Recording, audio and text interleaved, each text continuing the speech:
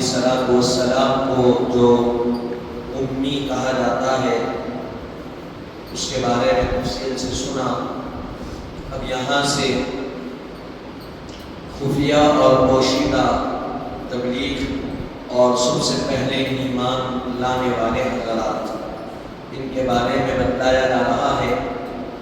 وہی نازل ہونے کے بعد ابتدا میں حضرت نبی کریم صلی اللہ علیہ وسلم خفیہ اور پوشیدہ طور پر اسلام کی دعوت دیا کرتے تھے. دعوت اسلام کے اس طریقہ کار پر ایمان لانے والے مرد حضرات میں سب سے اول حضرت ابو بکر صدیق رضی اللہ عنہ ہیں. حضرت خدیجہ خواتین میں حضرت خدیجہ الکبریٰ رضی اللہ عنہا ہیں. اسی طرح صاحبزادوں میں حضرت علی المرتضیٰ رضی اللہ عنہ ہیں اور غلاموں میں حضرت زید بن حارثہ رضی اللہ عنہ ہیں. دیگر حضرات نے ان کے بعد اسلام قبول کیا. اس طرح ان چار حضرات کو اسلام قبول کرنے میں سب پر سبقت کا شرف حاصل ہے. حضرت ابو بکر صدیق رضی اللہ تعالی عنہ کے ترغیب دلانے پر بھی کئی حضرات ایمان لائے اور یہ تبلیغ کا خفیہ طریقہ 3 سال تک جاری رہا. یہ بات واضح ہے حضور خفیہ طور پر دین کی تبلیغ فرماتے کیونکہ آپ جانتے ہیں ہر طرف سے اعلان نبوت کے یعنی وحی کے بعد اور ایسا دور آ گیا تھا ہر طرف سے ظلم اور ستم کے پہاڑ ڈھائے جا رہے ہیں. خفیہ طور پر دین کی تبلیغ کا آغاز کیا اور سب سے پہلے مرد حضرات میں یعنی عمر رسید لوگوں میں جن کی عمر یعنی جوانی کے اوپر تھی 15-20 سال کے اوپر کی عمر والوں میں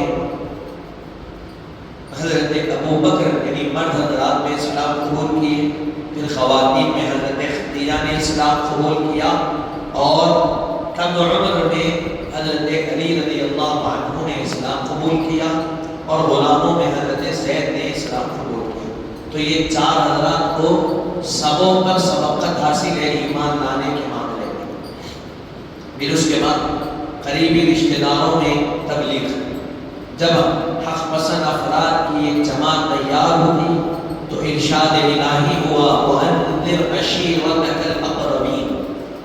جب حق پسندوں کی جماعت تیار ہو گئی چند افراد تو ارشاد ہوا کہ اے حبیب صلی اللہ علیہ وسلم آپ اپنے قریبی رشتہ داروں کو یعنی دعوت دیجیے ڈرائیے. پھر اس کے بعد حضرت نبی کریم صلی اللہ علیہ وسلم نے صفا کی پہاڑی پر کھڑے ہوئے اور قبیلہ قریش کو ندا دی. قریش جمع ہو گئے اور کہے کہ کیا آپ کو کیا ہوا ہے. قریش کے سب افراد جمع ہو گئے صفا پہاڑ کے پاس اور پوچھا کیا ہوا آپ کو. حضور پاک علیہ الصلوۃ والسلام نے فرمایا اگر میں کہوں کہ دشمن صبح یا شام تم پر حملہ آور ہوگا تو کیا تم میری بات کو سچ مانو گے. تو سب نے کہا کیوں نہیں ہم آپ کی بات سچ مانیں. حضور صفا پہاڑ پر ٹھہر گئے اور کہا کہ میں تم سے یہ کہوں کہ صبح یا شام دشمن تم پہ حملہ آور ہوگا تو کیا تم اس بات کو سچ مانو گے. تو سب قریش کے لوگوں نے کہا ہم ضرور آپ کی بات کو سچ مانیں گے کیوں آپ پر شک ہوگا. پھر آگے کہا آپ نے فرمایا یقیناً میں تم کو ایک سخت عذاب آنے سے پہلے ڈرانے والا ہوں. حضور نے کہا کہ تم کو ایک سخت عذاب آنے سے پہلے ڈرانے والا ہوں. تو ابو لہب نے کہا ہلاکت ہو آپ کی کہ آپ نے ہم کو اسی لیے جمع کیا. اسی وقت اس مذمت میں سورہ لہب نازل ہوئی. ابو لہب کیا کیا حضور کو فرمایا کہ تم آپ کی ہلاکت ہو کہ آپ نے ہم کو اسی لیے جمع کیا. اسی وقت اللہ تعالیٰ نے سورہ لہب کی آیت نازل فرمائی تبت یدا ابی لہب اس کی مذمت میں نازل کیا. پھر اس کے بعد اعلانیہ تبلیغ اعلان نبوت کے 3 سال تک یہ سلسلہ چلا، خفیہ طور پر تبلیغ ہوتی رہی۔ جب 14 سال آیا تو اعلانیہ طور پر، علانیہ طور پر اعلان نبوت فرمایا گیا، اور یہاں پہ فَاسْتَحْ بِمَا تُؤْمَرْ، اے حبیب صلی اللہ علیہ وسلم آپ کو جو حکم دیا گیا علل اعلان فرما دیجیے۔ اللہ نے کہا فَاسْتَحْ بِمَا تُؤْمَرْ، آپ کو جو حکم دیا گیا ہے اس کو علل اعلان فرما دیجیے۔ چنانچہ جب آپ نے حق کا پیغام پہنچایا تو اس وقت سے مسلمانوں پر ظلم اور ستم کا بازار گرم ہو گیا۔ چوتھے سال 40 سال کی عمر نبوت میں اعلان فرمایا، نبوت کا اعلان کرنے کے چوتھے سال یعنی 44 ایئرز کی عمر مبارک تھی، حضور نے عام طور پر دین کی دعوت کا آغاز کر دیا۔ اب یہاں سے ظلم اور ستم کی بربریت کا آغاز ہوا۔ اب یہاں بتا رہے ہیں اہل مکہ کا نازیبہ سلوک اور اذیت، اہل مکہ حضور کے ساتھ جو نازیبہ سلوک کی اور اذیت دی اس کے بارے میں بتلایا جا رہا ہے۔ اسلام دین حق ہے اور حق ہمیشہ غالب اور بلند رہتا، ہمیشہ حق غالب بھی رہتا ہے، بلند بھی رہتا، کبھی مغلوب نہیں ہوتا، کبھی نیچے نہیں آتا، ڈوبتا نہیں۔ باطل پرست ہمیشہ حق کو مٹانے کی کوشش میں لگے رہتے ہیں، جو باطل پرست رہتے ہیں وہ ہمیشہ حق کو مٹانے کی کوشش میں لگے رہتے ہیں، اور جب کوئی صورت نہیں بنتی تو اہل حق پر ظلم اور ستم اٹھانا اور انہیں اذیت دینا شروع کر دیتے ہیں۔ اب کوئی صورت نہیں نظر آ رہی کہ حق کو مٹایا جائے تو اب کیا کیا جائے؟ جو حق کو قبول کر لیے ان کو تکلیف دی جائے، جو حق قبول کر رہے ہیں، جو دین کو مٹانے کا تو کوئی انہیں اینگل، کوئی نظریہ نظر نہیں آ رہا، تو کوشش کیے کہ کیا کریں گے، جو حق کو قبول کر رہے ہیں ان کو تکلیف دیں گے، ان کو دور سے دین سے دور کر دیں گے، گویا وہ دین سے دور ہو گئے تو دین مٹ جائے گا۔ اسی طرح حضرت نبی انور صلی اللہ علیہ وسلم اور آپ کے صحابہ کو مختلف تکالیفیں دی گئی۔ حضرت نبی کریم صلی اللہ علیہ وسلم پر کاہن ہونے کا الزام لگایا گیا، شاعر اور جادوگر ہونے کے الزامات لگائے گئے، یعنی حضور کو کہا گیا آپ کاہن ہیں، آپ شاعر ہیں، آپ جادوگر ہیں، یہ الزامات۔ حضور جب قرآن پڑھتے، قرآن کی آیتیں بیان کرتے تو کہتے آپ شاعر ہیں، یہ آپ کے بنائے ہوئے اشعار، یہ آپ کے بنائے ہوئے اشعار ہے۔ تو اللہ تعالیٰ نے کیا کہا، فَأْتُوا بِسُوَرٍ مِثْلِهِ، اگر تم قرآن کو شاعری کہہ رہے ہو، حضور کے اشعار کہہ رہے ہو، تم تو اہل عرب ہو، عربی زبان کو تم جانتے ہو، تم شاعر ہو، ماہر ہو اس فن میں، تو کہا اگر تم اس کو اشعار کہہ رہے ہو تو پھر اس کے وزن پر تم اشعار بنا کر پیش کرو، اس کے وزن پر تم لے کر آؤ، کیونکہ شاعر شعر کے وزن پر شعر بناتا، تو تم اس کو اشعار کہہ رہے ہو تو اس کے وزن پر لے کر آؤ۔ بیٹھے سب تو کیا کہا، الفیل ملفیل وما ادراک ملفیل، اردو منہ طویل کو ایک سورہ بنانے کی کوشش کی، ایک آیت، 2 آیت، 1 بند 2 بند، تیسرا بند بنائے تو وہ خود ہنس دیے، اور ان کے بڑے لوگوں نے کہا کہ نہیں، یہ کوئی شاعری نہیں ہے، حضور کوئی شاعر نہیں ہے، یہ واقعی میں جو کلام پیش کر رہے ہیں یہ اللہ کا کلام۔ پھر اس کے بعد یہ الزامات حضور پر علیہ باللہ من ذالک لگائے گئے۔ پھر اس کے بعد حضرت نبی کریم صلی اللہ علیہ وسلم صحن کعبہ میں نماز ادا کر رہے تھے تو گلے پر چادر ڈال کر مبارک گلے کو دور سے ڈانپتے، اور جب قرآن شریف برسر عام سنانا جاتا تو تھالیاں اور سیٹیاں بجا کر شور مچاتا۔ حضور صحن مکہ میں نماز پڑھ رہے ہیں، آپ سوچئے اس کیفیت کو، حضور سجدے کی حالت میں ہیں، حضور کے گلے مبارک میں چادر ڈال کر کھینچتے مکے کے لوگ، یہ تکلیف دی گئی۔ آج آپ اور ہم نماز پڑھ رہے ہیں تو کیا ہم کو یہ تکلیف دی جا رہی ہے؟ آپ کے ہمارے نبی ایسی تکلیف برداشت کیے، حضور نماز پڑھ رہے ہیں، اونٹ کی اوجھڑی لا کر ڈال دی گئی سجدے کی حالت میں، حضور قرآن کی تلاوت کر رہے ہیں تو قرآن کی تلاوت کو روکنے کے لیے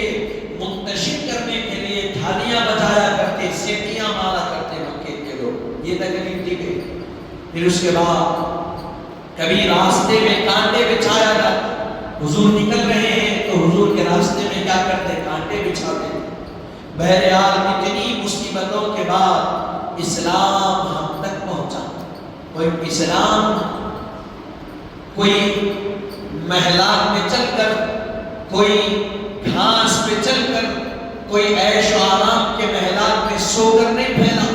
اسلام پھیلا تو بدر اور حنین کے مالکوں سے پھیلا.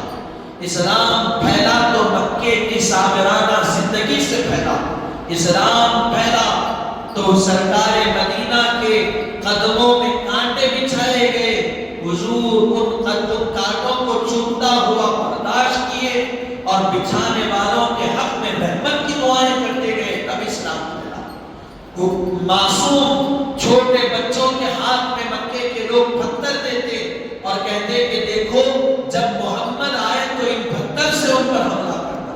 حضور پر حملہ کیا بچوں نے پتھر سے. حضور کا پورا جسم لہولہان ہوا، لیکن حضور نے ان کے لیے بددعا نہیں کی، رحمت کی دعا ان کے لیے کہ مولا ان کو ہدایت نصیب فرما. ایسے اسلام پھیلا. کیا تم سمجھ رہے ہو اسلام آسانی سے مل گیا؟ آج آپ اور ہم مسلمان گھر میں آنکھ کھولے، مسلمان پیدا ہوئے، کلمہ سنتے ہوئے، کلمہ پڑھتے ہوئے ہم بڑے ہوتے گئے تو ہم یہ سمجھ رہے ہیں اسلام ایسے ہی مل گیا. نہیں میرے بھائی، اسلام کوئی آسانی سے نہیں ملا. اسلام سخت مشکل کے راستے پر چلنے کے بعد ملا. کبھی حضرت ابو بکر کو لہولہان کر دیا گیا، کبھی بلال حبشی کو ستایا گیا، کبھی صحابہ پر ظلم کے پہاڑ توڑے گئے. آپ سوچئے اس سے بڑھ کر کیا ہے؟ رسول اللہ مکے کی گلیوں میں نکلتے تو گھر سے لوگ حضور پر کچرا ڈالتے جو گھر میں جمع کیا جاتا. ایسے اسلام پھیلا. حضور برداشت کیے. برداشت کرنے کے بعد یہ نہیں کہا کہ مولا ان کو ہلاک کر دے، مولا ان کو برباد کر دے. حضور چاہے تو دعا کر سکتے. آج ہم راستے پہ جا رہے ہیں، ذرا سا پانی کوئی دوسری گاڑی سے اچھل جائے تو ہم گالی گلوچ کرتے. یہ ہمارے اخلاق. کوئی اگر گھور کر دیکھ لے تو ہم اس سے لڑنے کے لیے آ جاتے. یہ ہمارا کردار. کوئی اگر ارے ترے کہہ دے تو ہم کو غصہ آتا. کوئی ہماری بات نہیں سنے تو ہم کو غصہ آتا. کوئی ہم کو نظر انداز کر دے تو ہم کو غصہ آتا. کوئی اگر کچھ کہہ دے تو ہم کو غصہ آتا. میرے بھائی سوچئے حضور کی زندگی کو. 70 مارے جا رہے ہیں تب بھی حضور ان کے حق میں ہدایت کی دعا کرتے. سوچئے وہ زندگی کو. راستے میں کانٹے بچھائے، میں آیا گاڑی رکھا. اگر کوئی بچے بدماشی کے لیے ان سے ایک بار دو بار گاڑی کا ٹائر پنکچر کر دیے تو غصہ آتا. میں ٹھہر کے پکارا کرتا ہوں، لوگوں کو گالی گلوچ کرتا ہوں، برا بھلا کہتا ہوں. یہ ہمارا ماحول اور ہمارے اخلاق ہیں. لیکن آقا کے اخلاق پر قربان جاؤ. ہم کانٹے بچھائے جا رہے ہیں راستے میں، ان کانٹوں پہ چل رہے ہیں لیکن زبان سے پھول برسا رہے ہیں اور ان کی ہدایت کی دعا. یہ ایسے آقا ہے ہمارے. آج دنیا حضور کے نام پر کوئی آئی لو محمد لکھا تو مقدمے کر رہے ہیں، FIR کر رہے ہیں. ذرا پڑھو آقا کو کیسے ہمارے آقا ہی کا تصدق ہے کہ پوری کائنات سانس بھی لے رہی ہے، کھانا بھی کھا رہی ہے، جی رہی ہے، مزے سے لے رہی ہے. یہ سب حضور کا صدقہ. اگر حضور نہ ہوتے تو نہ کفار پر رحمت ہوتی، نہ یہود کو رزق ملتا، نہ مشرکین کو رزق ملتا، نہ نصارہ کو رزق ملتا. جو کچھ دانا دانا بٹ رہا ہے یہ میرے اور آپ کے آقا کا صدقہ ہے بٹ رہا. حضور رحمت للعالمین ہے. کافروں کے لیے بھی رحمت ہے، یہود اور نصارہ کے لیے بھی رحمت ہے. لیکن بتلایا گیا کہ ان کے لیے دنیا میں رحمت ہے، ہمارے لیے دنیا میں بھی رحمت ہے، قبر میں بھی رحمت ہے اور حشر میں بھی جو رحمت ہے. تو ہے حاضرین محترم، ایسے ہم کو اسلام ملا، آسانی سے نہیں ملا. نوجوان حضرات، ہم جو لوگ اسلام پھیلا نہیں سکتے کم سے کم اپنے طریقوں سے اسلام کو بدنام تو نہ کریں. اسلام کی دعوت ہم عام نہیں کر سکتے تو لوگوں کی نظر میں ہم اسلام کی شبیہ کو متاثر کرنے کی کوشش بھی نہ کریں. ہمارا کام اسلام کی تعلیمات کو پھیلانا ہے. اگر ہم سے اسلام کی تعلیمات نہیں پھیل پا رہی ہے تو ہم برے خیالات اور اسلام کو بدنام کرنے کے طریقوں پر تو عمل نہ کریں جس کے ذریعے سے اسلام بدنام ہو، حضور کی سیرت کو بدنام کیا جائے، ایسا تو ہم سے نہیں ہونا چاہیے۔ بہرحال آگے کہا جا رہا ہے حضرت نبی کریم صلی اللہ علیہ وسلم کی زبان مبارکہ کے اثر کا یہ عالم ہے کہ جب کسی کو سمجھاتے یا کسی سے کچھ فرماتے تو سننے والا متاثر ہوئے بغیر نہیں رہتے۔ حضور کی زبان کا اثر یہ تھا کہ حضور جس کو جو کہتے تو وہ متاثر ہو جاتا، جس سے جو کوئی بھی کچھ بھی سنتا تو متاثر ہو جاتا۔ اسی لیے تو وہ مکے کی خاتون بڑھیا تھی، رات کے اندھیرے میں نکل گئی سامان لے کر، ٹھہری رہی کہ کوئی آئے میرا سامان اٹھانے کے لیے۔ کیوں نکلی؟ اس لیے کہ یہاں محمد نامی ایک نوجوان آیا ہے، اس کی گفتگو میں جادو ہے، جو اس کی گفتگو کو سنتا ہے اپنے باپ دادا کو، ان کے دین کو چھوڑ دیتا ہے، اس کے ساتھ ہو جاتا۔ ٹھہری ہوئی ہے صبح، کوئی آئے سامان اٹھائے، کیا دیکھتے ہیں کہ ایک نورانی چہرہ نمودار ہوتا ہے آتا، نورانی چہرے والے تشریف لاتے ہیں، پوچھتے ہیں کہ اپنا بتا تیرا کام کیا ہے؟ کہا میرا یہ سامان ہے، اٹھاؤ، میں فلاں جگہ تک جا رہی ہوں، چھوڑ دو۔ حضور نے کہا ٹھیک ہے، سامان اٹھا لیے، گٹیا اپنے سر پر رکھ لیے، وہ بڑھیا چلتی ہے، حضور اس کے ساتھ چلتے ہیں۔ وہ بڑھیا حضور کی برائی کرتے جا رہی ہے، کہتی ہے کہ میں یہاں سے کیوں جا رہی ہوں، تم کو معلوم ہے؟ کہا کیوں جا رہی ہے؟ اس لیے کہ یہاں محمد نامی ایک نوجوان آیا ہے جو نیا دین لے کر آیا ہے، اور وہ جب بات کرتا ہے اس کی بات کو جو سنتا ہے متاثر ہوئے بغیر نہیں رہتا، اس کے مارے نیارے ہو جاتا ہے۔ اسی لیے حضرت شیخ الاسلام بانی جامعہ نے اشعار میں اس کو یوں کہا کہ نہ خنجر پاس ہے ان کے، نہ وہ شمشیر رکھتے ہیں، مگر اب روح کی جنبش میں عجب تاثیر رکھتے ہیں۔ حضور کی مکے کی زندگی پڑھو، کہ خنجر پاس تھی حضور کے، کہ شمشیر پاس کی نہیں تھی۔ شیخ الاسلام نے ارشاد فرمایا نہ خنجر پاس ہے ان کے، نہ وہ شمشیر رکھتے ہیں، مگر اب روح کی جنبش میں عجب تاثیر۔ کوئی حضور کی خنجر کو دیکھ کر اسلام قبول نہیں کیا، کوئی شمشیر کو دیکھ کر اسلام نہیں قبول کیا، حضور کے ابروح مبارکہ کو دیکھا تو اسلام بنا۔ آگے کہا حضرت بانی جامعہ آگے کہتے ہیں نہیں رہتا ہے دل قبضے میں ان کی ہم کلامی سے، نہیں رہتا ہے دل قبضے میں ان کی ہم کلامی سے، نہیں معلوم وہ باتوں میں کیا تسخیر رکھتے۔ جب حضور ہم کلام ہوتے ہیں، کسی سے کلام کرتے ہیں تو اس کا اپنا دل خود اس کے قبضے میں نہیں رہتا، حضور کے کلام تعارف کے۔ حاضرین محترم، حضور جب اس سے کہے کہ کیوں جا رہی ہے، کہا نوجوان آیا اپنے دین کی دعوت دیتا، بیٹے تم کو وہ نوجوان ملے تو کبھی تم اس کی بات نہیں سنتا۔ کس کو کہہ رہی ہے؟ خود حضور کو۔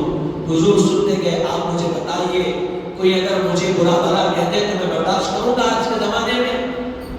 پہلے میں حضور اس کا سامان بھی اٹھائے ہوئے ہیں، پھر وہ حضور ہی کو برا بھلا کہہ رہی ہے۔ لیکن حبیب پاک کے اخلاق دیکھو، ہم ہمارے والدین ہماری نسلیں حضور کے اخلاق کا قربان، کچھ نہیں کہے اس کو، سنتے گئے۔ اس کی منزل آئی، کہا کہ میں یہاں رک رہی ہوں، میرا سامان رکھ۔ حضور سامان رکھ دیے، کہا کہ اے مائی مجھے اجازت دے، میں جانا چاہتا ہوں۔ کہا کہنے لگی کہ نہیں نہیں، تم سامان اٹھا کر لائی، میں کچھ پیسے تم کو دوں گی، قیمت دوں گی محنت کی۔ کہا مائی میں نہیں لیتا ہوں، قیمت کی مجھے ضرورت نہیں ہے، کام کے بدلے پیسے نہیں لیتا، مجھے ضرورت نہیں۔ کہا اصرار کی، کہا نہیں تو ٹھیک ہے بیٹے، تم پیسے نہیں لیتے تو کم سے کم مجھ پہ یہ احسان کرو کہ اپنا نام تو بتا کر جاؤ، تم اتنا رب سے سنتے آئے، میں سب کچھ بولی، نام نہیں کچھ ہی نام بتاؤ۔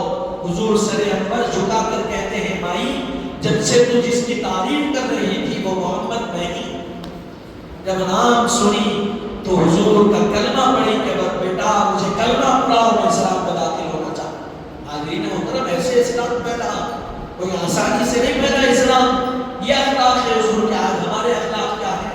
آپ اور ہم غور کریں، ہم کو کوئی برا بھلا کہتا ہے تو ہم برداشت کرتے ہیں یا نہیں؟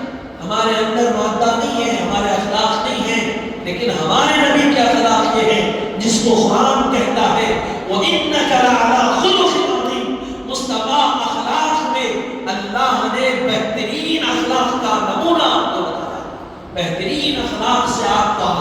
ہو کر راستہ کیا۔ عزیزان محترم یہ حبیب پاک کا تھا۔ پھر اس کے بعد آگے کہا گیا کیا کیا حضور کی سیرت ہے۔ محترم حضرات سننے کے لیے وہ خاتون جو مکے میں کچرا ڈالا کرتی، حضور روزانہ جس گلی سے آتے کچرا ڈالتی، ایک دن دو دن روز کا یہ معمول، حضور کچرا گرتا برداشت کرتے۔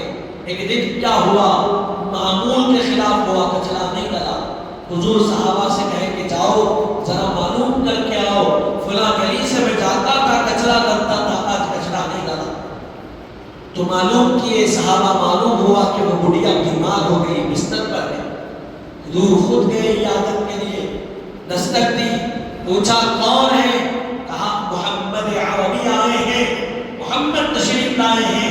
اس بڑھیا کی بیٹی دروازہ کھولتی ہے، بڑھیا ڈر رہی ہے، آج میں کچرا نہیں ڈالی، کہیں مجھ سے لڑنے کے لیے تو نہیں آئے، کہیں مجھ سے کچھ پوچھنے کے لیے تو نہیں آئے۔ جب حضور اس کے پاس گئے تو پوچھا مائی بتا تیری طبیعت کیسی؟ روز کچرا ڈالتی ہے وہ خاتون۔ حضور جب طبیعت خراب ہو گئی تو اخلاق کا ایسے اظہار کیا کہ پوچھا بتا ماں تیری طبیعت کیسی ہے؟ جب یہ اخلاق کو دیکھی تو کہنے لگی کہ محمد میں تم پر قربان، میں تم پر کچرا ڈالتی تھی، لیکن تم مجھ سے، تم میرے اخلاق میری طبیعت کو پوچھ کر مجھ پر یہ احسان کر دیا کہ محمد اپنا کلمہ پڑھا دو، میں دین میں داخل ہونا چاہتی ہوں۔ یہ اخلاق کا مظاہرہ کیا تبھی اسلام پھیلا۔ حاضرین محترم اگر حضور کچرا ڈالتی تو فوراً لڑتے تو بتائیے کیا اسلام پھیلتا؟ جو خاتون نے گھٹیا دی تھی، حضور سر پر گھٹیا رکھے تھے، جب حضور کی برائی کر رہے فوراً حضور روکتے تو کیا اسلام پھیلتا؟ کیا وہ مسلمان ہوتی؟ نہیں۔ حضور اپنے اخلاق کا اظہار کیے، طائف میں گئے، پتھر برسائے، سر سے پیر تک جسم خون میں لہولہان ہوا، طائف کی گلیوں میں پتھر برسایا گیا۔ اس وقت حضرت جبرائیل آئے، ہوا کا فرشتہ آیا، پہاڑوں کا فرشتہ آیا، پانی کا فرشتہ، ہر فرشتہ تشریف لا لیا۔ حضور آپ فرمائیے پانی کا فرشتہ کہہ رہا ہے، آپ فرمائیے ایسا پانی برساؤں گا جیسے نوح علیہ السلام کے زمانے میں سیلاب آیا، اس سے بڑھ کر سیلاب آئے، کوئی بستی ہلاک ہو رہا ہے۔ حضور نے کہا نہیں، ہوا کا فرشتہ، حضور ایسی ہوا چلاؤں گا کہ سب کو اڑا کر، حضور فرمایا نہیں۔ زمین کا جو کنٹرول کرتا ہے وہ فرشتہ آیا، کہا حضور حکم دیجئے زمین کو پلٹ کر رکھ دوں گا، آپ پر تکلیف دی گئی آپ کو، حضور نے فرمایا نہیں۔ پہاڑوں کا فرشتہ آیا، کہا یا رسول اللہ حکم دیجئے دو پہاڑوں کو ملا کر پوری بستی کو بیچ میں دبا دوں گا، حضور نے فرمایا نہیں۔ کیا فرمایا حضور نے کہ فرشتوں جاؤ، مجھے معلوم ہے یہ لوگ مجھے تکلیف دیں گے، لیکن ان کی آنے والی نسلیں میرا کلمہ پڑھ کر دین میں داخل ہو جائیں۔ آج آپ جائیے، میں طائف کو گیا، میں نے دیکھا وہاں کی گلیوں کو، مکے کی سرزمین میں ایک واحد ایسی سرزمین ہے جس کو اللہ نے یہ طاقت بخشی ہے۔ مکہ کیا ہے؟ ریتی کی زمین ہے، وہاں کوئی باغ نہیں لگتا، وہاں کوئی جھاڑ نہیں لگتے، صرف کھجور کے جھاڑ لگتے ہیں۔ لیکن طائف کی ایک واحد ایسی زمین ہے جہاں کھیتی باڑی ہوتی ہے، جہاں پر کدو بھی لگتا ہے، جہاں پر انگور بھی اگتا ہے، جہاں پر شہدور بھی اگتا ہے، جہاں انجیر بھی لگتا ہے، جہاں ٹماٹے بھی لگتے ہیں، ہر قسم کے پھل بھی لگتے ہیں اور میوے بھی زمین میں اگا کرتے ہیں۔ کیسے ہوا؟ حضور کے قدموں کا تصدق تھا۔ آج طائف کی ہر گلی میں لا الہ الا اللہ محمد الرسول اللہ کی صدائیں بلند کرنے والے رہتے ہیں۔ یہ حضور کی دعاؤں کا صدقہ۔ اگر حضور دعا کر دیتے تو ہلاک ہو جاتے، لیکن حضور نے قیامت تک آنے والوں کے لیے پیغام دیا کہ میں رحمت للعالمین بن کر دنیا میں آیا ہوں، تو ماننے والوں کے لیے بھی رحمت ہو، نہیں ماننے والوں کے لیے بھی۔ ارے اس سے بڑھ کر کیا، وہ ابو لہب جو ہمیشہ حضور کو تکلیف دیتا، ہمیشہ حضور پر اذیت کے پہاڑ برساتا، جب مر گیا، قبر میں ڈال دیا گیا تو خاندان والوں نے خواب میں دیکھا، پوچھا کہ ابو لہب بتا تیرے ساتھ کیا ہوا؟ کہنے لگا روز تو بڑا تکلیف میں معاملہ ہے، قبر میں عذاب ہوتا ہے، قبر دباتی ہے، ادھر کے پسلیاں ادھر آتے ہیں، سانپ بچھو ڈستے ہیں، لیکن ہفتے میں ایک دن پیر کا دن آتا ہے جس عذاب روک دیا جاتا ہے، اس انگلی سے ٹھنڈا پانی جاری کر دیا جاتا ہے۔ کیوں ہوتی ہے؟ انہوں نے پوچھا تو کہا محمد جس دن پیدا ہوئے وہ پیر کا دن تھا، اور اس دن میں اپنی غلام صہیبہ کو اسی انگلی کے اشارے سے آزاد کیا تھا۔ وہ دن آزاد کرنا تھا، اللہ نے قبر میں مجھے اس دن میں راحت نصیب کی۔ حضرین محترم، جو کفر پر رہا، اسلام سے جنگیں کرتا رہا، حضور ہی کے مبارک دن کے تصدق پیدا ہوئے حضور تو صرف ایک غلام کو آزاد کیا مرتے مسرت اور خوشی میں، تو وہ دن ہر پیر صرف سال میں 12 ربیع الاول کے دن میں ہر پیر کے دن قبر کا عذاب بھی روک دیا جاتا ہے اور ٹھنڈا پانی بھی اس کو مہیا کیا جاتا ہے۔ تو حضرین محترم سوچئے، ایک کافر ہو کر حضور کی خوشی میں غلام آزاد کیا تو یہ معاملہ، تو جب ایمان والے حضور کی خوشی میں کوئی عمل کرے تو اللہ ان کے ساتھ کیا معاملہ قبر میں فرمائے گا۔ بس سوچنے کی ضرورت ہے۔ مختصر سی باتیں ہیں، اب یہاں بتلا رہے ہیں، حضور کی باتیں سن کر متاثر ہو جاتے، اسی لیے مشرکوں نے آپ کو لوگوں کے درمیان نعوذ باللہ جادوگر کہہ کر مشہور کر دیا۔ حضور کو کیا کیے؟ حضور کی جو گفتگو سنتا تو متاثر ہو جاتا، ہمارے نیارے ہو جاتے، حضور کے ہو جاتے، تو لوگ کیا عام کر دیے، ارے یہ تو جادوگر ہے جو ان سے بات کرتا، گویا ایک جادو کر کے بات کرتے ہیں، ان سے بات کر دیے تو انہی کے ہو گیا۔ نعوذ باللہ یہ حضور پر تہمت لگائی گئی، لیکن حضور نے برداشت کیا۔ حضرین محترم، یہ کوئی عام تہمت نہیں ہے۔ اگر آپ کسی سے اچھے اخلاق کا اظہار کر رہے ہیں، کوئی اگر آپ کو بری بات کہتے تو آپ کو کیسا گراں گزرتی بات تکلیف ہو جاتی ہے، ارے بھائی میں اتنے اچھے اخلاق کا اظہار کر رہا ہوں، یہی مجھ کو ریٹرن مل رہا، یہی آپ مجھے واپس دے رہی، کیا اسی لیے میں یہ اخلاق ظاہر کر رہا ہوں؟ نہیں، حضور نے کیا کیا؟ ویسے اخلاق ظاہر کیے۔ اس کے بعد لوگوں نے جادوگر کہا، حضور خاموش رہے۔ لوگوں نے شاعر کہا، حضور خاموش رہے۔ لوگوں نے کاہن کہا، حضور خاموش رہے۔ گلے میں پھندی چادر ڈال کر گھسیٹا گیا، خاموش رہے حضور۔ اونٹ کی اجڑی ڈالی گئی، حضور خاموش رہے، اور بس ان کی ہدایت کے لیے دعا کرتے رہے۔ اور دنیا نے دیکھا کہ ایسا انقلاب مکے کی سرزمین سے پیدا ہوا کہ وہاں سے پوری دنیا کے کونے کونے تک اسلام پھیل گیا۔ حاضرین محترم، پھر آگے کہا جا رہا ہے، مگر اس وقت کے دانشوران قوم نے حضور کے پاس بھیجا کیا تھا؟ انہوں نے سرداران مکہ ابو جہل وغیرہ نے آپ کی خدمت میں روزانہ، سرداران مکہ ابو جہل وغیرہ نے آپ کی خدمت میں روزانہ کیا تھا؟ تو وہ دعوت اسلام کو روکنا چاہتے تھے۔ ان حضرات نے جب حق کی واقفیت حاصل کی تو آپ سے بے حد متاثر ہوئے اور خود مشرکین کو جھٹلانے لگے۔ حضرین محترم، یہاں بتلایا جا رہا، جب یہ دانشوران قوم نے حضور کے اخلاق کو دیکھا تو متاثر ہو گئے، اگرچہ کہ اسلام قبول نہیں کیے، کیا کرتے؟ حضور کی مدد کے لیے لوگوں کو بھیجتے۔ پھر اس کے بعد کہا گیا حضور کے پاس جو کچھ حضور کو چاہتا انہیں فراہم کرتے۔ انہیں سرداران مکہ ابو جہل وغیرہ نے آپ کی خدمت میں روزانہ کسی نہ کسی کو بھیج دیا، متاثر ہو گئے، لیکن پھر تکلیف بھی اپنی جگہ دیتے رہے۔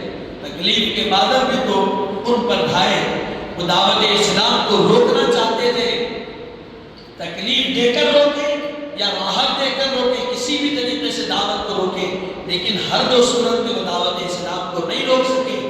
جب ان حضرات نے ساری کوششیں کر لی، واقف ہو گئے کہ ان کی دعوت کو روکنا ناممکن و محال ہے، تو آپ سے متاثر ہوئے اور مشرکین کو جھٹلاتے گئے کہ نہیں، یہ جو دعوت دے